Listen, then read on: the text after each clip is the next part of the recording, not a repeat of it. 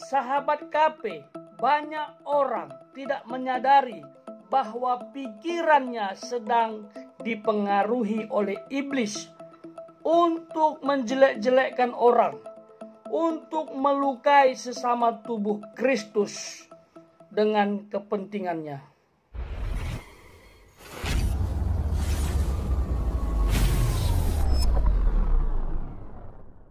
Iblis atau setan itu bisa menguasai pikiran dan perkataan sehingga banyak perkataan yang nggak disadari, Pak ya. Jangan orang berpikir aktif dari gereja, lepas dari bisikan setan. Oh, Belum tentu. belum tentu, Buktinya Pak. Yudas dekat Yesus dibisiki setan.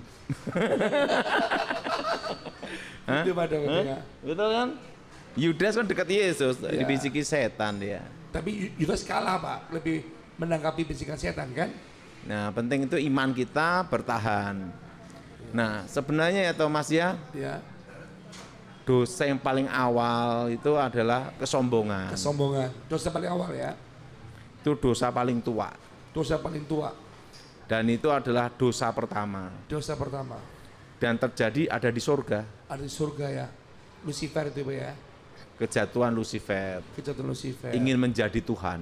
Ingin menjadi Tuhan. Nah. Kalau manusia kan nggak mungkin jadi Tuhan, Pak. Hah? Kalau manusia kan nggak mungkin jadi Tuhan.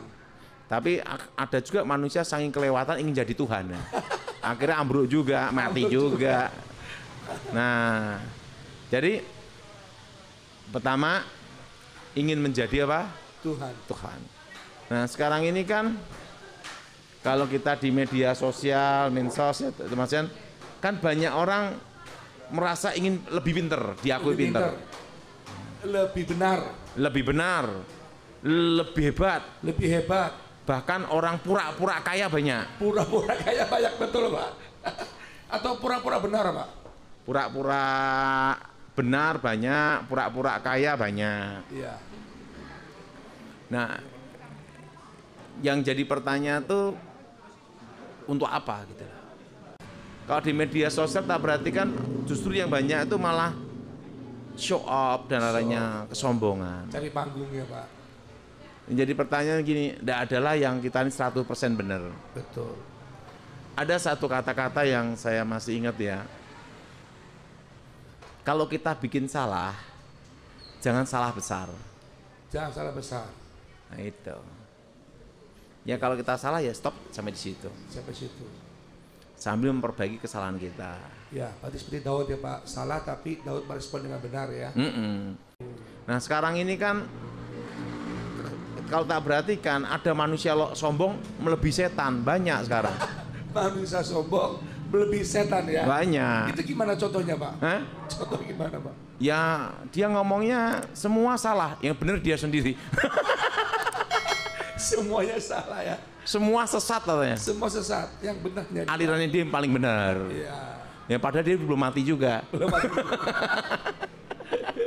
Kan kalau kita tahu itu benar atau tidak itu setelah mati kan. Dari buahnya juga, Pak Daud ya. Nah, penting kan kita percaya dengan iman bahwa iman kita yang menyelamatkan. Betul. Nama Yesus kan. Nah sekarang gini aja, orang bahasa roh dikatakan sesat. Bahasa itu sudah sesat ya. Bahasa roh dikatakan apa? Sesat. Sesat. Terusan teologia ini dikatakan sesat. Ya. Nah jadi semua sesat, yang benar dia. Hanya dia. Jadi pertanyaan, dia udah mati belum? Belum mati, Pak. Aduh. Tapi kan mengacu, Pak, kan dari buahnya lah kita bisa melihat kan, Pak. Iya. Kebanyakan tuh mereka yang ngomong gitu tuh di lapangan tuh kucing, Kucing. bukan macan punya. Coba suruh ke pedalaman, ke tempatnya suku-suku primitif, Ayo, Pak orang Daud makan dulu. orang. Dulu Pak Daud ya. Di kapal suka kasih berapa? 10.000 ya. Ya, katakan ya belum tentu dia berani. Ada satu pendeta, Satu pendeta. dia ngomong gini, saya siap ditembak, Siap ditembak. siap mati untuk Tuhan, Siap mati buat Tuhan. siap berkorban untuk Tuhan, Siap berkorban untuk Tuhan. Martir Pak ya. dan saya ingin mati martir. Iya. Itu di khotbah. Di khotbah. Satu kali dia ditempeleng sama orang, dipukul, belum ditembak, nangis. Nangis. Teleponlah ke saya. Ya, saya ngomong, oh ya gitu ya, iya. Kamu katanya siap mati martir, siap ditembak, baru ditempeleng udah nangis. Iya, benar. Nah kadang itu orang itu ya seperti itu Thomas. Iya. Nah lapangan itu yang menjawab gitu loh. Iya. Gimana Thomas? Betul Pak Daud. Jadi persoalan di lapangan itu yang akan menjawab mentalnya seseorang ya, kucing atau macan. Ada satu pelajaran ya Thomas ya. Iya. Justru kalau waktu saya di lapangan, Yes. yang berani-berani itu bukan orang pinter-pinter malahan. Malah orang apa Pak? Yang cukup-cukup aja. Oh, berarti bukan orang pintar yang jago ngomong gitu Pak ya? Cukup-cukup aja. Cukup-cukup aja. Timnya saya dulu, Iya. orangnya biasa gini-gini, gini. Oh, tapi jago di lapangan. Wow. Setir mobil, Cepat. intelijen, saya. Tapi yang banyak teori gini, kenapa? Kenapa dia lebih berani? Karena orang pinter kan perhitungan. Betul. Ini untung atau rugi kan gitu. Sedangkan yang cukup-cukup, udahlah tabrak aja lah jalan. Berani, lebih berani. Nah, jadi yang satu hal yang saya belajar satu, kita ini harus belajar pertama rendah hati. Rendah hati. Kedua itu hidup apa adanya. Hidup apa adanya.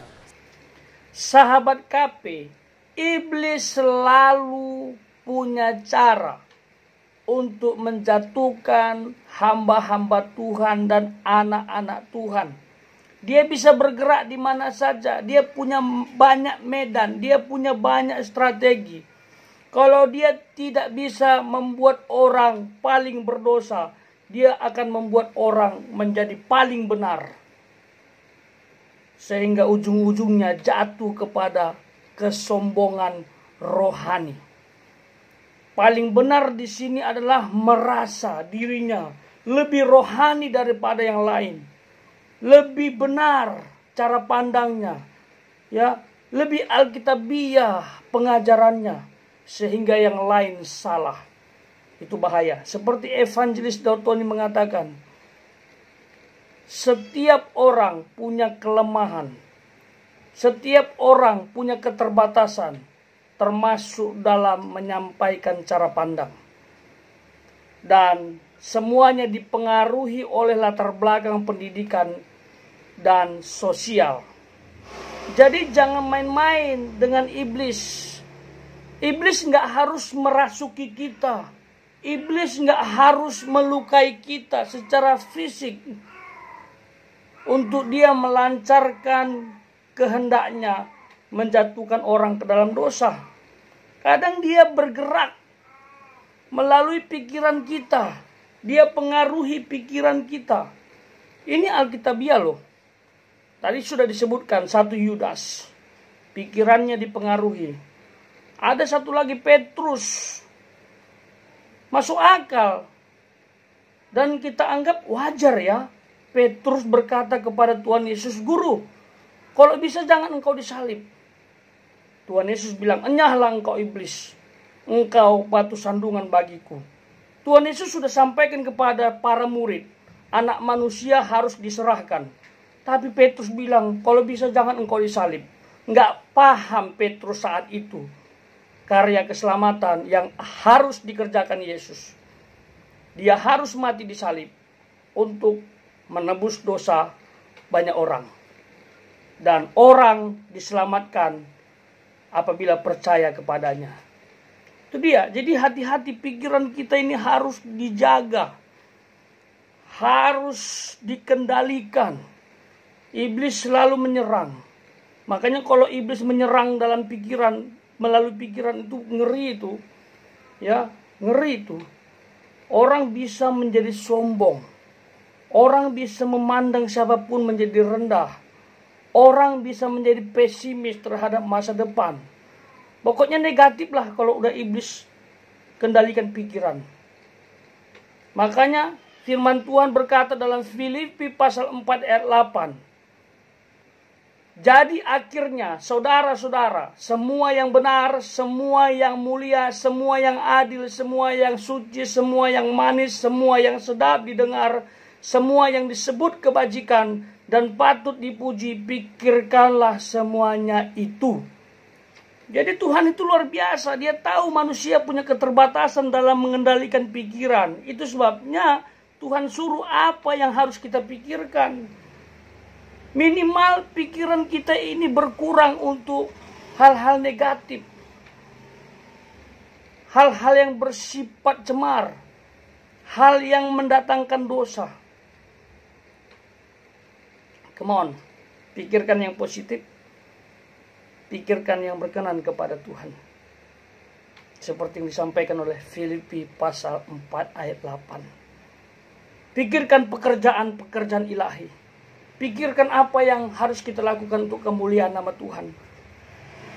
Memenangkan jiwa, itu harus kita pikirkan. Mari kita berdoa supaya Tuhan bantu kita. Untuk pikiran ini semakin diperlengkapi dengan hal-hal yang positif. Salah satu cara untuk memperlengkapi pikiran kita adalah firman Tuhan. Renungkan firman Tuhan. Yakini bahwa firman itu bisa mengubahmu. Dan beritakan firman itu. Supaya orang juga mengalami hal tersebut. Jadi sebagai hamba Tuhan jangan merasa paling benar. Karena disitulah kita akan jatuh menjadi orang yang paling berdosa. Karena dosa yang tertua adalah dosa kesombongan. Jadi ini pelajaran bagi kita. Semoga apa yang saya sampaikan ini memberkati kita bersama. Saya pun belajar untuk lebih baik. Masih banyak kurangnya. Saya tidak pernah merasa lebih benar dari siapapun.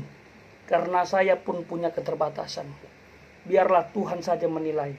Dan kita berjuang untuk berkenan kepada Tuhan. Kita berjuang untuk mempermuliakan namanya. Dan terakhir, hati-hati dengan yang satu ini. Pikiran ini bisa membuat kita tidak percaya lagi kuasa Tuhan. Pikiran ini bisa membuat kita tidak percaya lagi mujizat Tuhan. Pikiran ini bisa buat kita tidak percaya lagi pertolongan Tuhan. Sehingga kita mengandalkan kekuatan, mengandalkan manusia, dan akhirnya bisa mengandalkan iblis. Wow, kalau udah nyampe ke situ bahaya. Kutuk akan mengikuti. Hidup kita akan penuh dengan masalah, musibah, dan kehancuran. Tapi kalau Tuhan yang kita andalkan, Dia akan memberkati kita. Walaupun ada masalah, pasti ada jalan keluar. Pasti ada kekuatan. Karena Tuhan menyertai dan memberkati setiap orang yang mengandalkannya.